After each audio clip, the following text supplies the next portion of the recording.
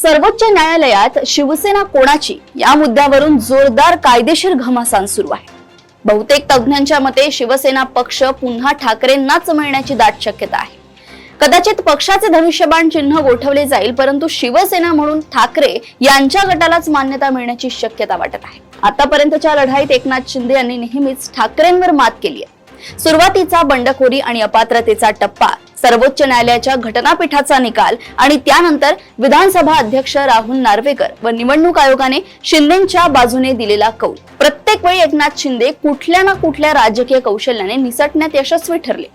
पण आता राजकीय आणि कायदेशीर चित्र झपाट्याने बदलत आहे। सर्वोच्च न्यायालयात सुरू असलेल्या अंतिम सुनावणीत शिंदेंचा करेक्ट कार्यक्रम होताना दिसतोय।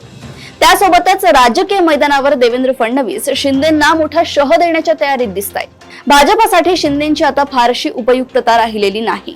हिंदुत्वाच्या मुद्द्यावर शिंदेंनी केलेले बंड भाजपासाठी फायद्याचे ठरले, पण अलीकडेच जेनझी आणि अभिजित दिपके यांच्या आंदोलनादरम्यान जेव्हा अमित शहा आणि भाजपला थेट टार्गेट केले जात होते, तेव्हा शिंदेंचे नेते ना रस्त्यावर आक्रमक दिसले ना संसदेत। हे आंदोलन ठाकरेंनी हातात घेतल्यानंतर शिंदेंनी अमित शहा यांच्या मदतीसाठी धावून जाणे अपेक्षित होते, पण तसे न होता शिंदेंच्या मर्जीतील मंत्री संजय शिरसाट यांनी थेट अभिजित दिपके यांची भेट घेऊन एका अर्थाने त्यांच्या लढ्याला अधिकृत मान्यताच दिली। या पृष्ठभूमीवर दीर्घकालीन वैचारिक लढाईत शिंदे भाजपाला पूरक ठरणार नाहीत याचा अंदाज आता दिल्लीला आणि फडणवीसांना पक्का आलाय।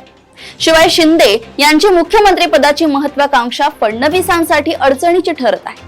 या पृष्ठभूमीवर न्यायालयात शिंदेंना दणका मिळाल्यास त्याचे राज्यात पडसाद उठतील आणि कदाचित भाजपकडूनही त्यांची कोंडी केली जाईल। अशाच घडामोडी व अपडेट सोबत पुन्हा भेटूया देशोन्नती संपादकीयमध्ये।